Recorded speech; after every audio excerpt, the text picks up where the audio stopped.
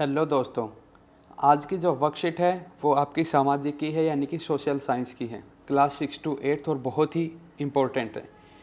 सबसे पहले आप अपना नाम लिखेंगे और आपके कक्षा अध्यापक का नाम लिखेंगे। भारत में जो कानून बनाए जाते हैं, जो आपने देखा भी होगा, जैसे कि 3 तलाक का कानून बना था, ठीक है। उसके अलावा बहुत सारे जो हमारे कानून बने हैं, उसको बनाने के लिए जो जिम्मेदार संस्था होती है उसको संसद कहा जाता है। एक संसद एक बड़ी सी क्लासरूम की जैसे होता है, जैसे कि आपकी क्लास में 30, 40, 50 बच्चे बैठते हैं। संसद के अंदर जो बैठता है उनको सांसद कहा जाता है।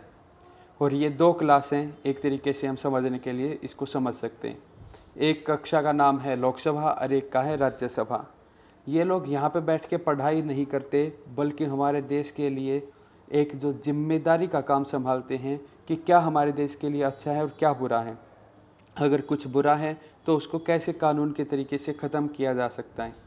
इस सब के ऊपर विचार विमर्श होता है लोकसभा और राज्यसभा के अंदर। और हमारे जो संसद हैं उसके अंदर 3 अंग होते हैं, जिसके अंदर लोकसभा और राज्यसभा 2 हो गई और एक अंग का नाम बच गया राष्ट्रपति। हम सब जानते हैं कि हमारे जो राष्ट्रपति हैं उनका क्या नाम है, श्री रामनाथ कोविंद जी। अब राष्ट्रपति का जो चुनाव होता है उसके लिए आम लोग वोट नहीं डाल सकते हैं। उसको लोकसभा, राज्यसभा और विधानसभा के जो चयनित सदस्य होते हैं, लोकसभा और राज्यसभा के सांसद और उसके साथ विधानसभा के विधायक, ये सब लोग जो है राष्ट्रपति के चुनाव में भाग लेते हैं। आम आदमी राष्ट्रपति के चुनाव में भाग नहीं लेता है। अब हम समझ गए लोकसभा राज्यसभा का काम क्या है। हमारे देश के लिए कानून बनाना, हमारे देश की बेहतरी के लिए काम करना, हमारे देश की अच्छाई के लिए विचार विमर्श करना। लोकसभा के अंदर जो संसद के अंदर लोकसभा जो होती है उसके अंदर पूरे 545 जो सांसद वो होते हैं। इन 545 में से 543 को जनता द्वारा चुना जाता है। इसके लिए जो 18 साल से ऊपर के व्यक्ति हैं जिनका वोट बना हुआ है वह वोट डालते हैं।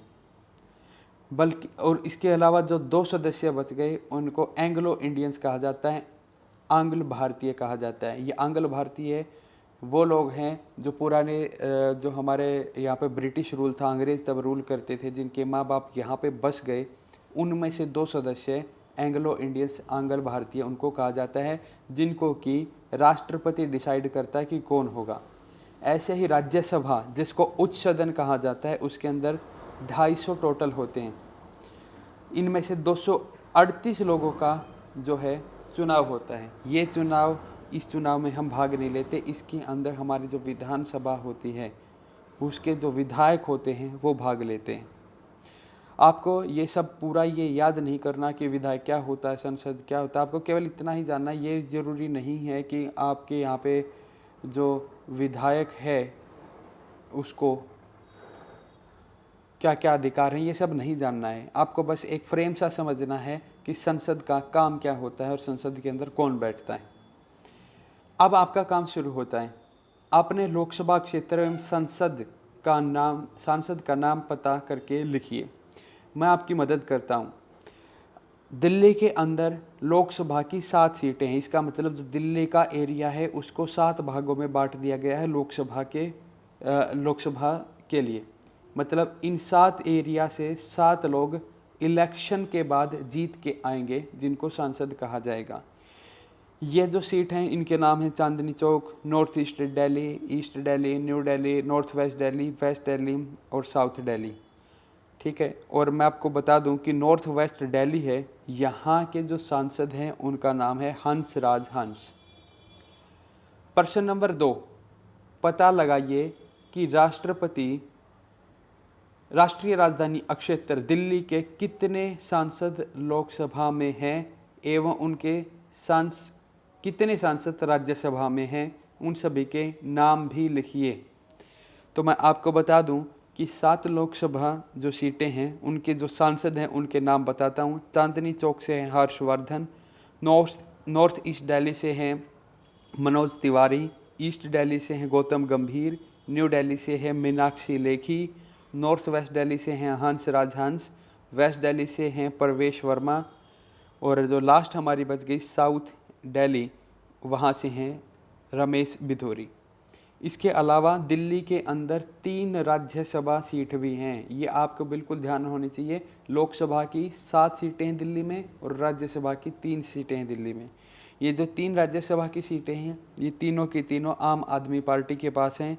एक पे है नारायण दास गुप्ता, एक पे हैं सुशील कुमार गुप्ता और एक पे हैं संजय सिंह। प्रश्न नंबर 3, राष्ट्रपति द्वारा कितने सदस्यों को लोकसभा एवं राज्यसभा के लिए मनोनीत किया जा सकता है? इसका जवाब ऊपर लिखा हुआ है, आप खुद ढूंढ के इसको लिखेंगे।